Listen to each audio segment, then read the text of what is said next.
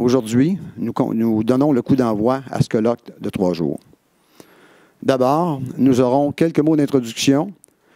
Vous avez sans doute hâte d'entendre messieurs Bouchard et Taylor qui ont co-présidé cette discussion marquante au retentissement international. Vous entendrez aussi M. Alain Gignac, directeur de l'Institut d'études religieuses de l'Université de Montréal, de même que Mme Marie-Aline Vadius, présidente du Conseil interculturel de Montréal, accompagnée de M. François Fournier, vice-président du Conseil interculturel de Montréal, qui a d'ailleurs œuvré au sein de la commission Bouchard-Taylor. Nous aurons ensuite ce que nous appellerons des perspectives comparées, 2 points de vue sur la diversité, avec un invité de marque, M. Peter Scholten, de l'Université de Erasmus de Rotterdam, et une chercheuse de chez nous, mais invitée de marque également, Mme Solange Lefebvre, de l'Institut d'études religieuses de l'Université de Montréal et titulaire de la chaire en diversité culturelle et religieuse. Suivra ensuite un panel de discussion sur les médias, leur rôle, leur couverture. Mme Marie Spodvin de l'Observatoire sur la formation à la diversité et l'équité de l'UQAM sera modératrice.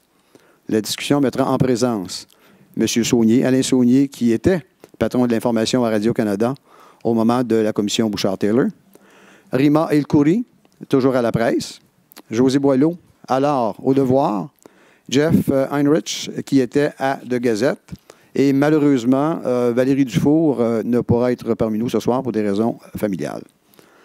Avant de laisser la parole à ceux qui s'y connaissent vraiment, je partage avec vous quelques impressions comme employeur et citoyen. Le souvenir d'abord de cette crise des accommodements raisonnables, de ce fossé qui a alors été révélé entre 2 visions du Québec, le Québec des très inquiets et le Québec des pas inquiets du tout, il semblait ne pas y avoir de milieu. Je pense que Bouchard-Taylor aura eu l'intelligence assez extraordinaire de nous donner un milieu. Bouchard-Taylor a dit aux inquiets et aux autres que la diversité doit habiter un espace commun. Cette commission, par sa manière et par ses conclusions, nous a fait un bien énorme. L'exercice a été en lui-même thérapeutique et en lui-même pédagogique. Mais depuis, avons-nous avancé ou reculé? Cette semaine, le gouvernement a réorienté sa commission sur la discrimination systémique et le racisme qui s'enlisait dans la controverse. Et le projet de loi 62, prévoyant que les services publics soient donnés et reçus à visage découvert, a été adopté par un Parlement divisé. Est-ce que nous nous approchons ou nous nous éloignons de cet espace commun? Grande question. Les questions relatives à la cohabitation ont refait surface brutalement au cours des dernières années et des derniers mois. L'élection de Donald Trump, l'accueil des réfugiés syriens, l'attentat de la Grande Mosquée de Québec, les demandeurs d'asile au poste frontalier de la Colle, la liste est longue. Notre capacité à vivre ensemble est la première condition de notre succès. C'est une évidence sur le plan social, c'est une évidence sur le plan politique et c'est aussi vrai sur le plan des affaires. Il ne peut y avoir d'autre façon pour grandir ensemble. Alors, mesdames et messieurs, merci de votre attention et de votre présence. Un bon colloque à tous. Et afin d'assurer un déroulement fluide, je me ferai maître de cérémonie. Alors, poursuivons immédiatement avec, je l'inviterai M. Alain Gignac à prendre la parole. Alain Gignac est directeur de l'Institut d'études religieuses, Université de Montréal, et il va vous dire quelques petits mots de remerciement. Merci.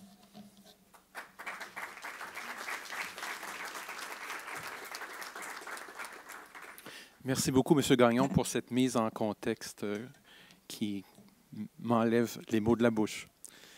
Mesdames, Messieurs, au nom de l'Institut d'études religieuses de l'Université de Montréal, qui abrite la chaire en gestion de la diversité culturelle et religieuse, je veux vous souhaiter la bienvenue à cet important colloque et je vous remercie toutes et tous d'être présents.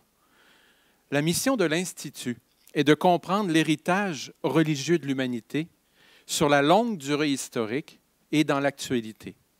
Et on pourrait dire que déjà de considérer l'actualité sur 10 ans, c'est déjà pour notre monde contemporain entrer dans l'histoire, n'est-ce pas? On prend les choses tellement à courte vue. Alors, l'Institut a plusieurs axes de développement et de recherche, mais deux vont nous concerner particulièrement durant ce colloque. Nous voulons à l'Institut analyser des pratiques contemporaines sur l'horizon d'une dynamique de transformation socio-culturelle. Donc, on est vraiment dans le mille maintenant avec ce colloque. Madame Solange Lefebvre, professeure de l'Institut et titulaire de la chaire, prépare ce colloque depuis près d'une année. Beaucoup de travail avec toute son équipe et ses partenaires. Donc, je vais faire quelques remerciements rapides et probablement que la liste devra être complétée quand même. L'importance et l'urgence du sujet ne fait donc aucun doute. M. Gagnon l'a rappelé. Et c'est un événement majeur. Et donc, je vais remercier quelques personnes. D'abord, nos deux présidents, M. Gérard Bouchard et M. Charles Taylor, qui acceptent donc de présider notre colloque et vont assurer sa clôture samedi midi. Merci à M. Gagnon, qui est directeur général, opérations et chef bureau du président BMO pour le Québec, de nous accueillir dans ces merveilleux locaux. Et il l'a déjà dit, mais j'aimerais quand même le souligner. M. Gagnon a été extrêmement généreux en participant de près à la chaire et aux activités de la chaire et à sa gestion depuis 2004. Il y siège à titre de représentant des donateurs, malgré un agenda, vous le devinez, très chargé. M. Gagnon a convaincu la Banque de Montréal d'investir à nouveau dans la chaire. Il s'agit d'un don majeur qui fut annoncé au printemps 2016. Et à l'occasion du 200e anniversaire, justement, de la Banque, il s'agit d'un message clair qui a été lancé en faveur d'une compréhension accrue et positive de la diversité au Québec et au Canada. Donc, je souligne que BMO Groupe Financier contribue aussi au colloque et, entre autres, en nous recevant ce soir par un cocktail dînatoire. Je salue aussi deux précieuses collaboratrices dans l'organisation de ce colloque, Mesdames Marie-Aline Vadius, du Conseil interculturel de Montréal, et Caroline Doutre, qui est adjointe de direction à BMO Québec et adjointe de M. Gagnon.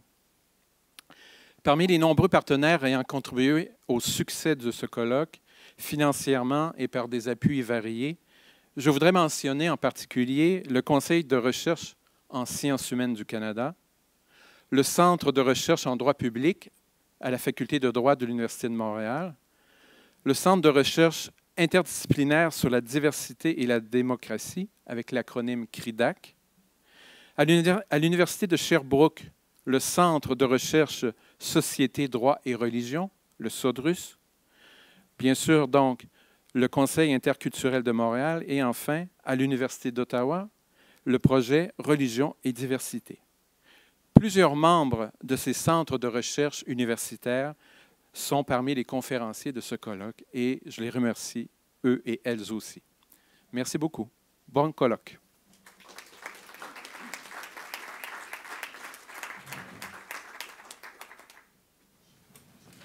Donc, je demanderai maintenant à Mme Marie-Aline Vadius. Okay. Je peux parler? Oui. Oui, OK. Bonsoir à tous. Donc, Montréal, c'est une métropole et la première ville du Québec. C'est une ville universitaire francophone au monde et est reconnue pour sa qualité de vie et son attrait cosmopolite. Elle accueille chaque année 80% de la population immigrante du Québec. À la Ville de Montréal, avec le Conseil interculturel et bien sûr avec la collaboration de plusieurs partenaires, nous faisons chaque jour une réflexion et nous identifions des mesures cohérentes à mettre en place pour une vision collective. Le Conseil interculturel est formé de 15 membres issus de la société civile qui conseillent à travers des avis et des mémoires les élus municipaux. Nous sommes vraiment très, très fiers de participer à cette activité. Nous avons travaillé depuis notre création, depuis 2002, à des sujets aussi variés que la discrimination raciale, l'accès à l'emploi, l'octroi dans les lieux des lieux de culte ou l'impact encore des médias sur l'opinion publique, des choses qu'on va revoir probablement tout au long de ce colloque. Mon collègue, vice-président du Conseil interculturel, François Fournier, était au cœur de l'action il y a 10 ans. Il a été analyste senior à la commission Bouchard-Taylor. Donc, je lui laisse prendre le relais.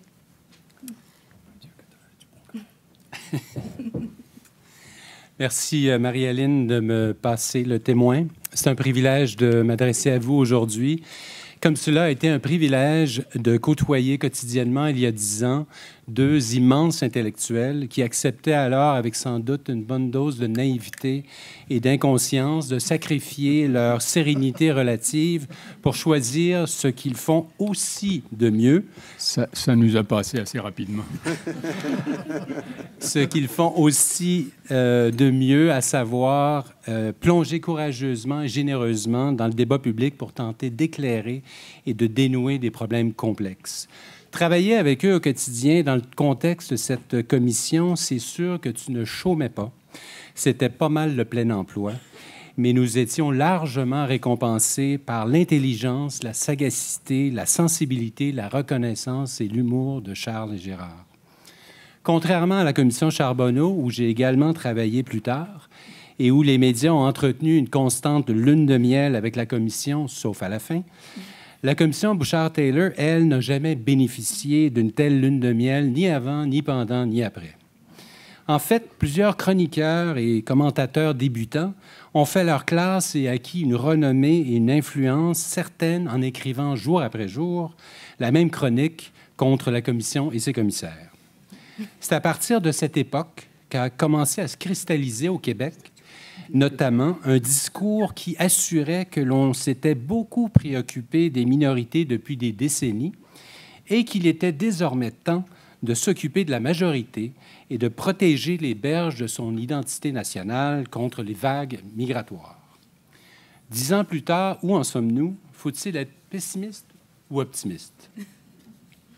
C'est bien vrai que l'Occident est confronté à un redoutable ressac populiste, particulièrement virulent et contagieux dans sa variante islamophobe, sans compter le retour en force à visage découvert du suprémacisme blanc chez nos voisins du Sud. Si tout cela est bien réel, plusieurs constatent qu'un vent contraire se lève dans les milieux communautaires et culturels, mais aussi dans les milieux économiques et politiques. Il y a une nouvelle génération de leaders qui émerge et qui est allergique à toute politique identitaire fondée sur le ressentiment, l'exclusion et la recherche de boucs émissaires. Au Conseil interculturel de Montréal, nous tentons de faire notre part. La justice sociale, l'antiracisme, l'intersectionnalité et le mieux vivre ensemble sont au cœur de nos orientations. Nous préparons actuellement des avis sur la participation citoyenne et sur la pertinence d'adopter une politique interculturelle à Montréal. Il reste que le meilleur antidote aux dérives identitaires, c'est la jeune génération. Les sondages le démontrent, les jeunes n'ont pas peur du monde actuel. Ils sortent l'identité nationale du musée pour en faire quelque chose de vivant. Durant les 5 dernières années, j'ai eu la chance d'échanger avec plusieurs jeunes issus des minorités. Quelque chose se passe. C'est comme s'il y avait désormais une masse critique de ces jeunes Québécois, dont plusieurs sont des enfants de la loi 101, qui se mobilisent pour revendiquer leur appartenance québécoise, qui se mobilisent pour refuser leur marginalisation, qui se mobilisent pour demander leur juste part du drapeau. Ils n'ont pas envie de réagir à l'exclusion par l'auto-exclusion, mais au contraire en réclamant haut et fort une place normale, leur pleine participation.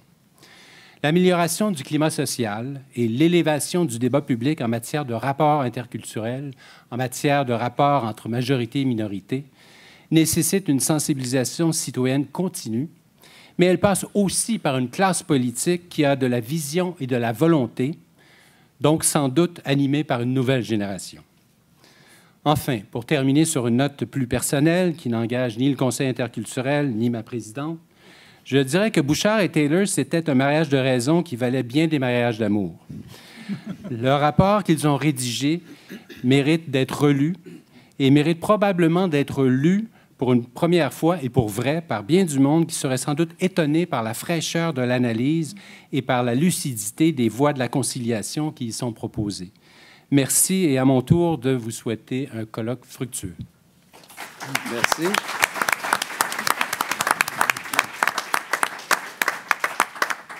Alors, on va laisser la parole à M. Bouchard. Vous avez soulevé une grande question. Faut-il être pessimiste ou optimiste? Je vous lisais cette semaine, puis je ne le sais plus.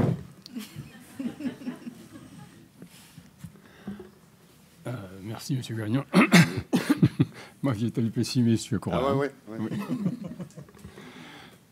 Bonjour à vous. Mon premier mot serait pour souligner le mérite de Solange Lefebvre et la remercier chaleureusement pour l'initiative qu'elle a prise, une initiative extrêmement généreuse d'organiser cette rencontre avec son équipe et qui en valait la peine parce que je pense que c'était une excellente idée de faire le point 10 ans après la commission que nous avons co-présidée, Charles et moi. Comment te dis, par raison ou par amour, c'est peut-être fort un peu. Quelque chose entre les deux. Ouais. C'était une bonne idée parce que, après 10 ans, ça va nous donner l'occasion de prendre connaissance des problèmes qui se posent désormais d'une autre façon. Prendre connaissance des nouveaux problèmes aussi qui sont survenus et qui n'existaient pas au moment où nous avons travaillé. Et puis de revenir sur des vieux problèmes qui sont toujours là et qui n'ont pas bougé. Ça va nous donner aussi l'occasion de faire la revue de ce qui s'est fait et ce qui ne s'est pas fait en matière de politique, de mesures concrètes, d'initiatives concrètes pour promouvoir l'intégration des immigrants, des minorités, la protection des droits et pour promouvoir aussi les rapprochements interculturels.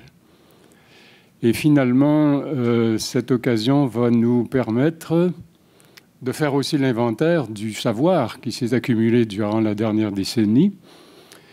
Et s'il y a un domaine, justement, où il s'est déployé beaucoup d'énergie et des choses très novatrices, c'est justement celui de la recherche et de la réflexion, qui passe souvent sous le radar. Mais la réflexion sur ces thèmes au Québec est extrêmement vivante, elle est extrêmement originale, très novatrice. Et ça va donc nous donner l'occasion d'en faire un bref survol avec l'aide des invités de l'extérieur qui vont venir nous exposer leurs propres expériences, leurs propres réflexions et dont nous allons évidemment tirer profit. Mon dernier mot sera pour dire, et là c'est plus personnel en quelque sorte, ce n'est pas sans émotion que je vais revivre pendant 3 jours l'atmosphère, l'expérience de la commission, revivre tout ça en accéléré cependant, et j'aime peut-être autant que ce soit en accéléré. Et puis ça va me donner l'occasion de côtoyer encore pendant 3 jours mon ancien compagnon de tranchée, Charles Stiller. Merci beaucoup, M. Taylor.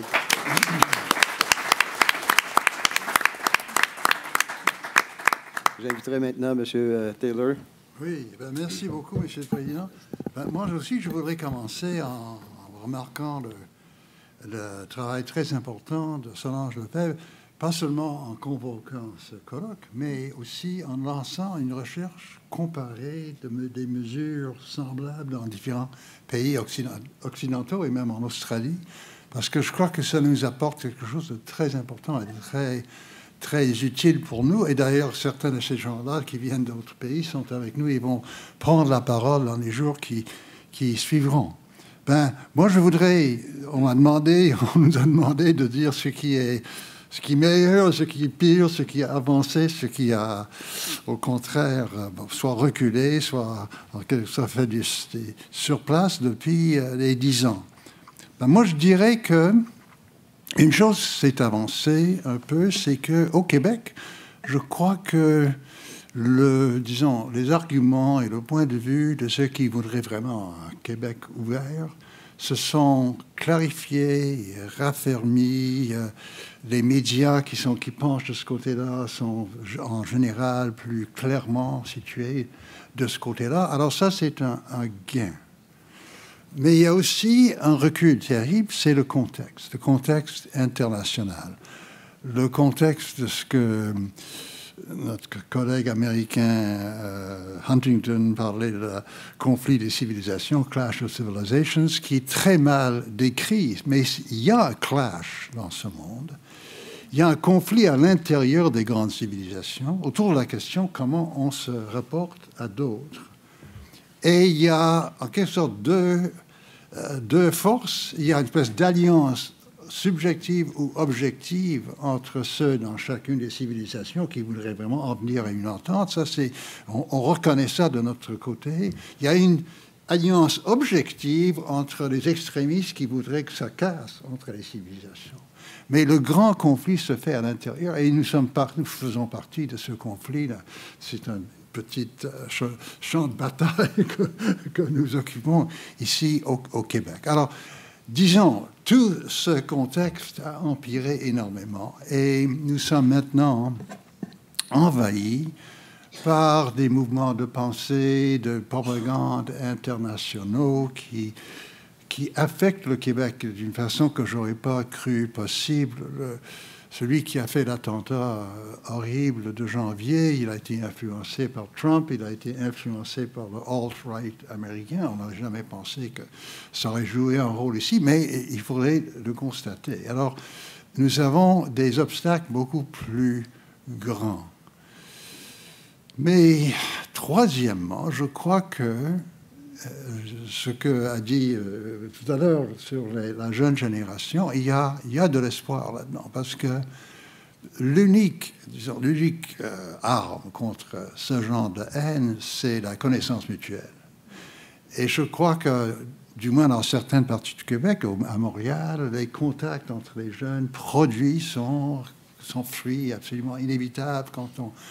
Il y a des gens qui m'ont dit, par exemple, quand on a parlé de cette question-là il y a 3 ans, je n'étais pas du tout convaincu de ce que vous disiez, mais depuis lors, j'ai rencontré un ami du Liban, et puis, oui, je vois que ce sont des gens comme nous, qui sont des gens avec qui on peut parler. Alors, c'est pas une conversion que moi j'ai fait, au contraire, probablement les arguments que j'ai présentés étaient avaient plutôt l'effet de le rebuter, mais c'est une conversion qui s'est faite devant la vie réelle, et ces conversions se font au Québec à chaque jour. Ça, c'est un élément d'espoir, si on peut chercher des raisons d'optimisme, il faut compter là-dessus. Merci beaucoup, M. Taylor.